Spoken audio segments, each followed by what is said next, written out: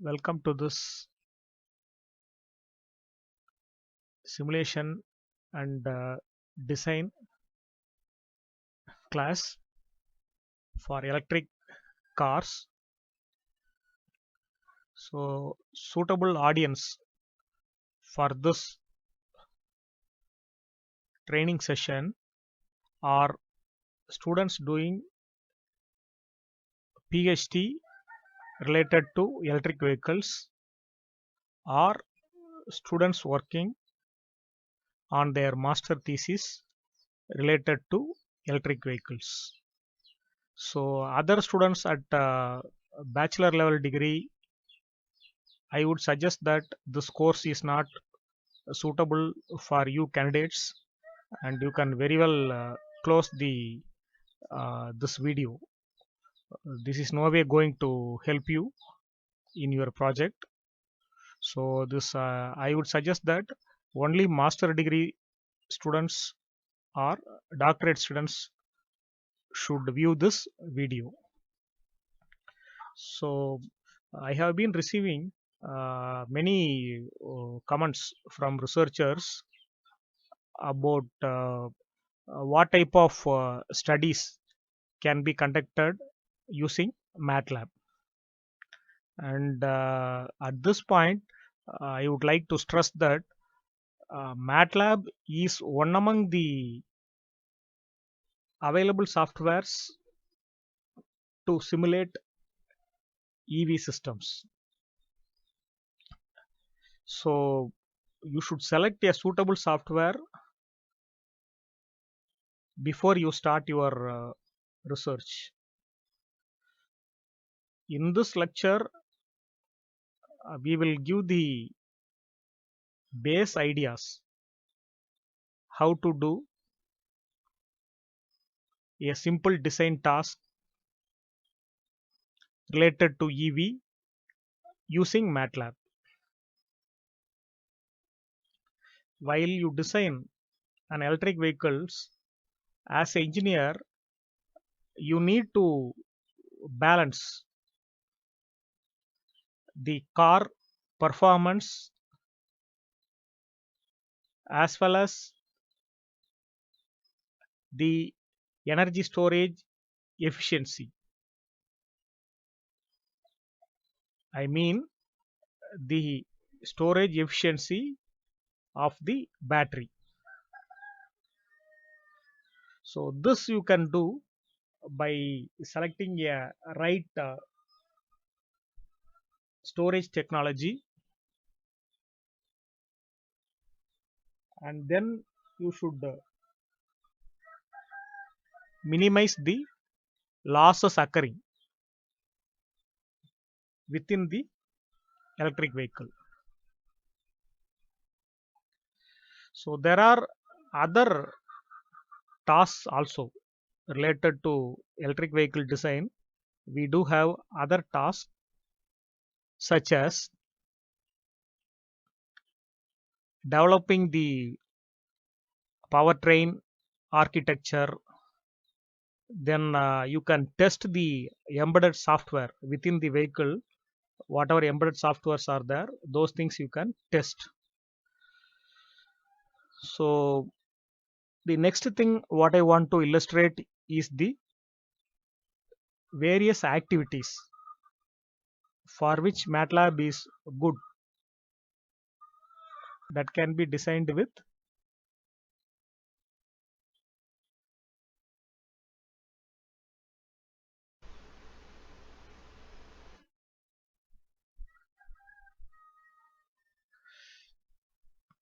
so in designing the powertrain architecture, you will have different types of engines or multiple electric motors, or in some scenarios you will have the combined diesel engine power source plus the electric vehicle. So based upon the power architecture, you need to evaluate the range, then acceleration, the performance of the vehicle, and the total investment cost. So all these things vary according to the powertrain architecture which you select. And one more testing what you can perform is how the architecture of the powertrain behaves when you go up a hill, and in racing circuits how it does, and then in city conditions you have frequent stop and go, such traffic conditions you have. In those conditions how the EV behaves. So these things you can simulate and study in MATLAB. And in the architecture what I told, you can try even 2 or 3 electric motors with front wheel drive as well as rear wheel drive, how it behaves. Those things you can test. And in the powertrain you have readily built-in blocks available. So blocks for 2 motor powertrain and single motor powertrain. So these things are all readily available in MATLAB. You can just utilize them by as a add-on into your research models. Then about the regenerative braking algorithm. So once you want to conserve the battery power and improve the range, that is the kilometers covered for one particular recharge, you need to think about the regenerative braking system. So to maximize the efficiency of this process, the drive line, then the power electronics converter, and the battery design all need to be working in coordination with the battery management algorithm. So the regenerative braking algorithm is part of the battery management system. So by using by employing different algorithms, you can check whether the braking, that is the regenerative braking, improves your power handling capability,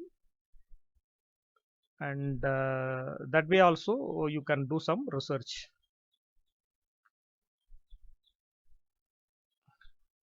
Then other option what we have is vehicle level performance optimization.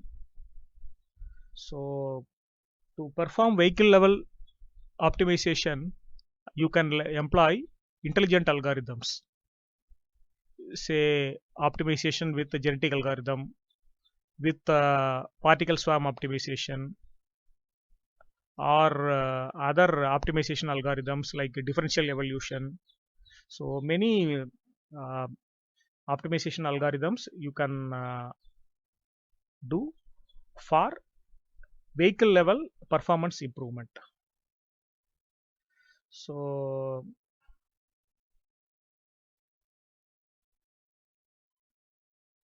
in this studies will be SOC versus the lap time, then battery temperature increase versus the lap time. So such investigations can be carried. So one more thing what you can do is you have the hardware, maybe a microcontroller or a VLSI design kit. So with that kit, how the EV behaves, so that you can test with the you develop some software. So that software you can connect it in hardware in loop simulation mode. You have the PC and the actual implementation hardware. A part of the vehicle system or simulation model is available in the MATLAB. So the embedded algorithm, how it is going to work, that can be tested by using the hardware in loop simulation test. So that is one thing what you can do with MATLAB.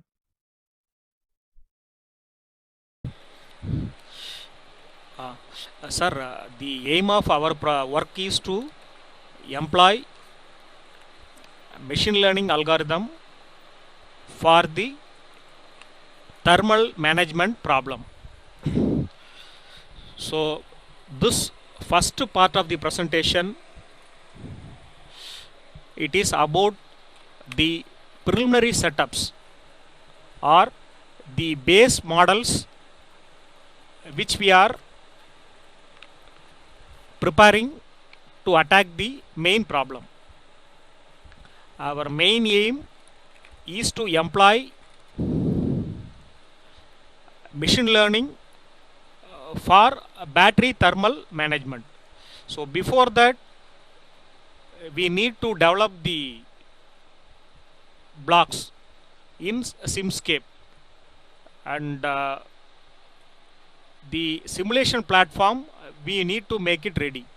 So that is the part 1 that we have completed now. Basic setup for going to the next stage, that is for machine learning. And again, machine learning means first we need to make the machine to learn, or in neural network that is called training.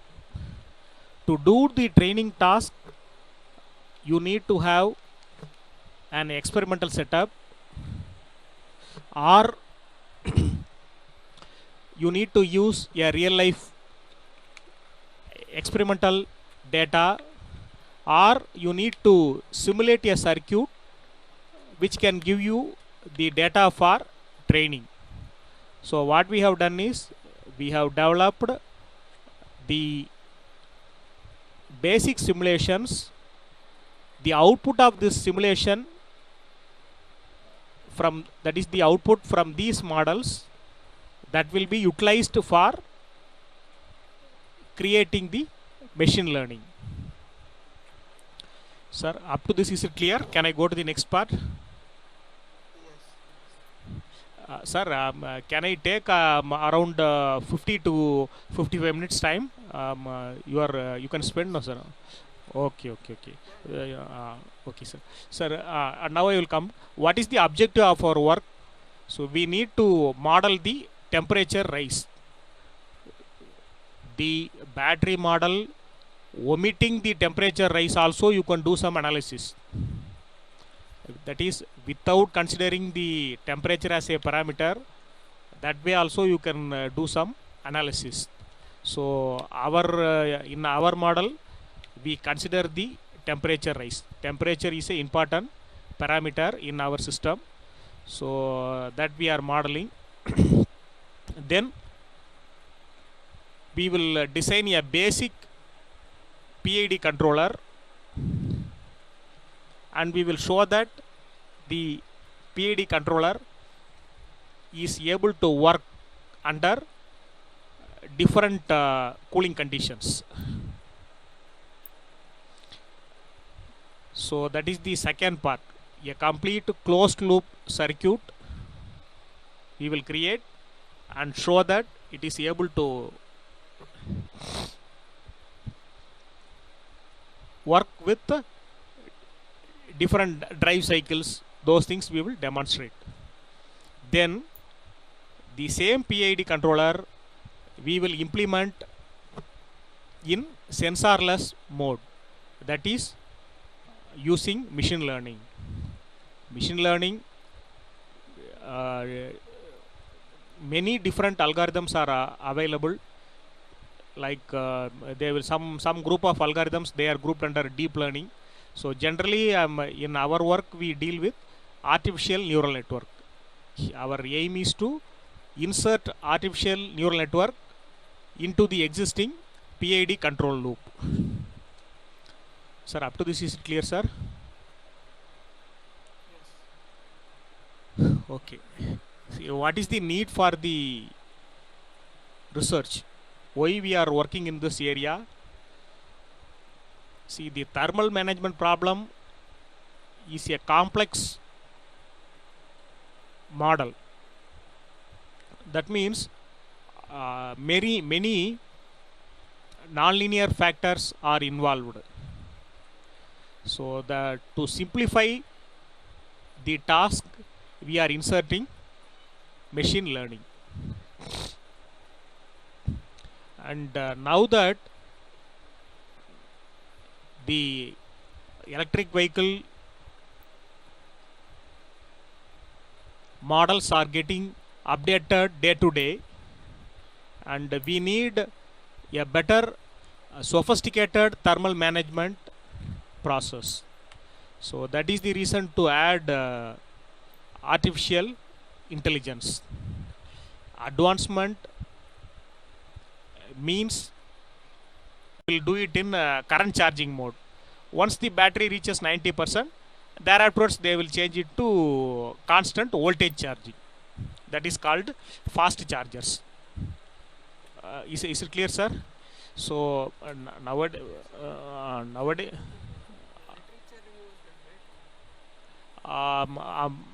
from my side you are asking, yeah,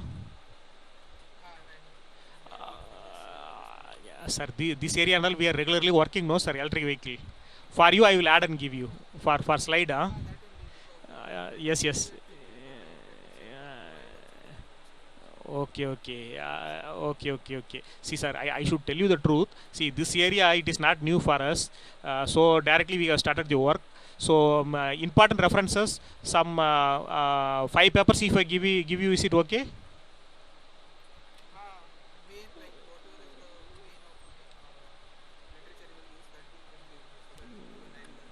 Okay. 5 papers I will give you, sir. 5 papers I will give you, sir. Each area is different. The electric vehicle means each one is different. Just you say that these are the papers I am using for reference, sir. Exactly. I will give you 5 papers, and slightly 1 or 2 hints about each and every paper slightly I will give you. And one more thing, being a busy person, you just read the abstract alone, that is enough. For the 5 papers what I am giving you, just abstract and conclusion you read, that is enough. Okay. If you have time you do, otherwise at least this you should read, because what they will do, no, some person when you go for Viva, no, blindly they will give the title. In the title what is given they will ask question. That time you should be careful.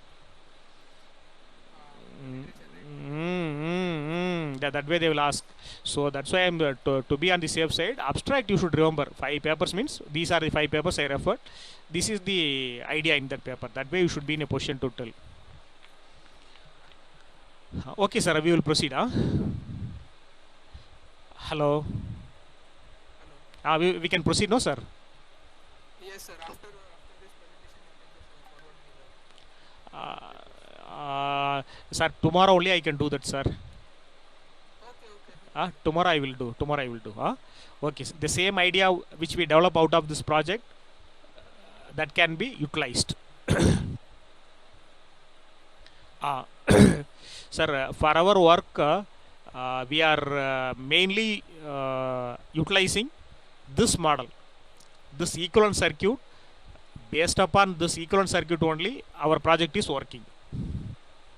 So what we do is, So they finally use the equivalent circuit.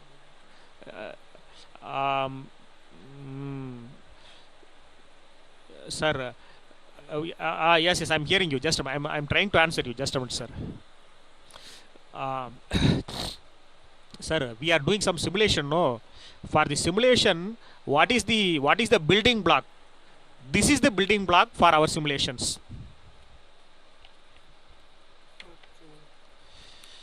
Sir, battery we are saying that this sort of battery we will take, this much temperature will come. how to do how did you do that simulation means this is the background model which we will use for our simulation.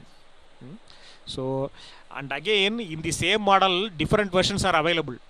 Why I am this is a small circuit, why I am giving this means the same model can be updated by adding some more components.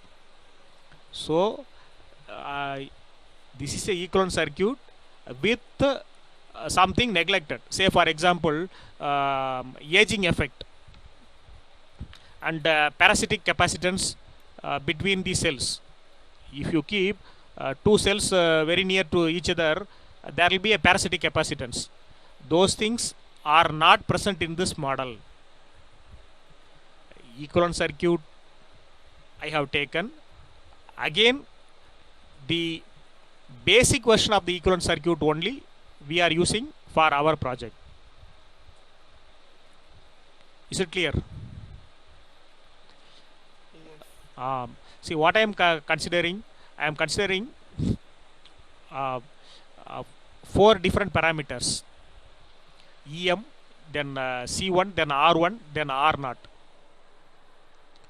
So with these 4 elements, I am representing the behavior of the battery. Say for example,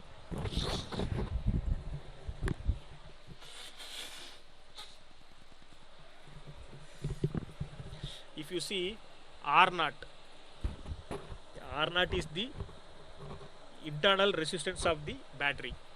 So what I am R0 in our work, R0 is based upon 2 things.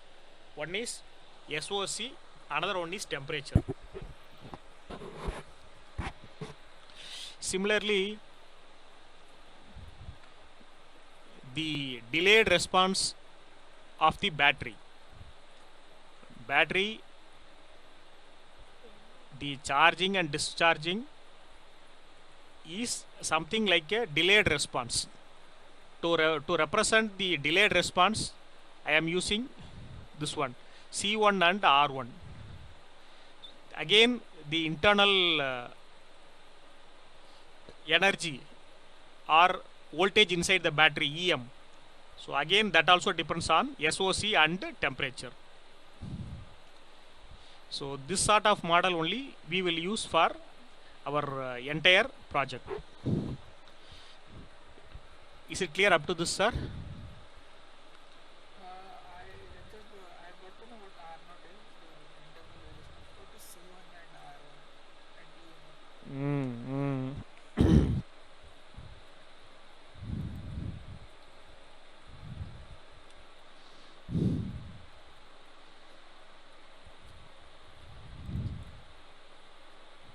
See, suppose you are giving a proper square wave voltage like this. Like this, you are giving one pulse to charge the battery. What the battery will do, no?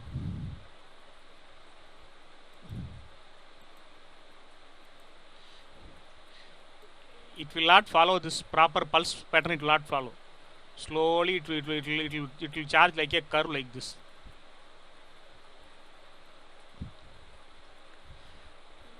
This square wave means it is a proper on-off, no? On means 1. It is having only one, so 2 state. One is 1, another one is 0. So if you give a pulse like this, our battery it will be slightly sluggish. Can you see this? So the sluggish pattern, slow charging and slow discharging, the sluggish pattern inside the battery, that we need to model. So for that I am using these elements, C1 and R1. Is it clear?